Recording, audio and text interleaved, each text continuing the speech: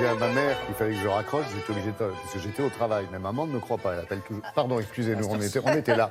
On écoutait la musique d'Amélie Poulain. Pourquoi? Parce que ça fait partie des grands films d'un duo auquel vous avez consacré une Alors visite, attention, dans le duo Jeunet-Caro... Je vais vous dire, avec lui, je dis deux mots, je veux dire, il embraye, il a son texte, il fonce. Mais non, parce que là, vous venez de commettre une petite erreur journalistique. Oui, parce c'est que vrai Amélie que... Poulain, Voilà. c'est Jeunet tout seul. C'est tout seul, voilà. Faut pas oublier que dans d'autres films, le couple Jeunet-Caro, il est célèbre d'abord pour Et après, Délicatessen. sur Internet, je dis, ouais, vous coupez toujours la parole à tout le monde. Mais c'est pas vrai dans ce cas-là, c'est moi la victime, on a compris. Alors, allons-y. Non, donc le couple Jeunet-Caro, Caro-Jeunet. c'est un couple de réalisateurs exceptionnels. Vous savez, c'est les réalisateurs de la trempe des Spielberg et des Lucas qui aiment bien bricoler avec des maquettes, avec des objets, un côté très artisanal en fait dans leur cinéma et le rendre ensuite à l'image. Alors que vous avez des réalisateurs qui eux sont obsédés par le cadre, la photographie ou la direction des acteurs. C'est un peu leur boulot aussi. Ce qui est un petit peu leur boulot aussi, mais qui n'est pas leur spécificité. Donc là, nous sommes à la halle Saint-Pierre, juste à côté de là où a été tournée justement Amélie Poulain. C'est à Paris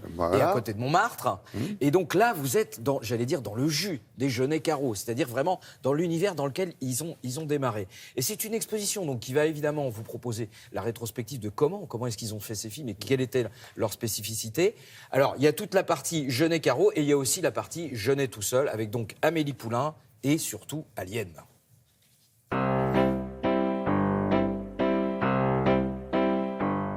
On démarre avec le premier succès du tandem Jeunet-Caro, Délicatessen. Alors, c'est l'histoire, entre autres, d'un boucher assez abominable puisqu'il sert de la viande humaine à ses clients. Comment est née l'idée? Eh bien, Jean-Pierre Jeunet, il habitait avec sa femme au 7e étage d'un immeuble. Ils étaient réveillés par des gros bruits. C'était un boucher qui, au rez-de-chaussée, débitait sa viande. Et sa femme lui a dit, on va pas aller se plaindre parce que imagine qu'ils se mettent à nous débiter en petits tronçons. Et ben voilà comment est né un des plus grands films des Jeunet-Caro.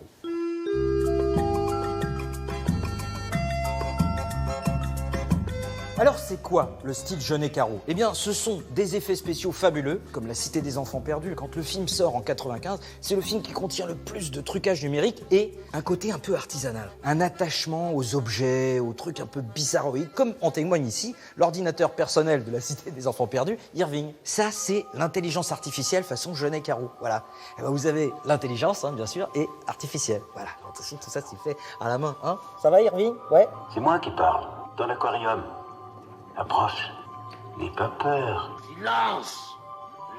Légumes! Et puis en 2001, Jeunet tout seul fait le fabuleux destin d'Amélie Poulain, avec le personnage de Nino Quincampoix, qui est joué par Mathieu Kassovitz, et qui collectionne les photomatons ratés. Et pour faire des photomatons ratés, eh bien Jean-Pierre Jeunet a engagé un photographe professionnel. Oui, il aurait pu me demander à moi pour faire des photos ratées, franchement. Bon, il a pris le professionnel, et voilà comment le professionnel a réussi à rater ses photos. If it's a crime, then I'm guilty. Guilty of loving. Mais avant, Jean-Pierre Jeunet nous a conté le fabuleux destin d'Alien, le volet 4 de la série. Alors, à l'époque, les Américains se moquent, le petit Frenchie ne fait pas le poids. D'ailleurs, il y a des caricatures qui sortent dans les journaux, on le voit lui avec son petit béret, comme ça, et la bête qui est toute derrière, prête à le manger. Sauf que le petit Frenchie, il a fait un carton au box-office. Heureusement, parce que sinon, Jean-Pierre, t'aurais pu terminer comme ça. Ah bah ouais, ça aurait été moins drôle. Jean-Pierre!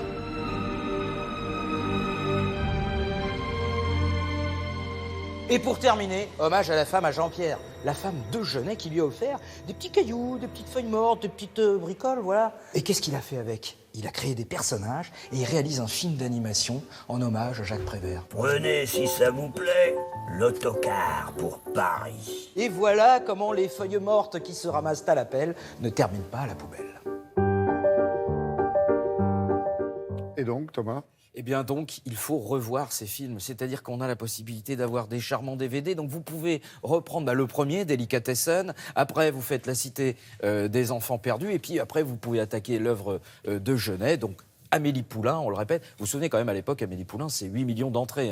C'est le carton absolu. Et puis vous pouvez terminer avec Alien. Alors là, ça c'est... Alors attention, il y a un débat, vous avez vu. Il y en a qui disent oui, je préférais le troisième volet. Le lieu? Alors le lieu, c'est la halle Saint-Pierre. C'est à Paris. C'est voilà. Du côté de Montmartre. Si vous passez par là, et vous allez vraiment en prendre plein les mirettes. Merci beaucoup.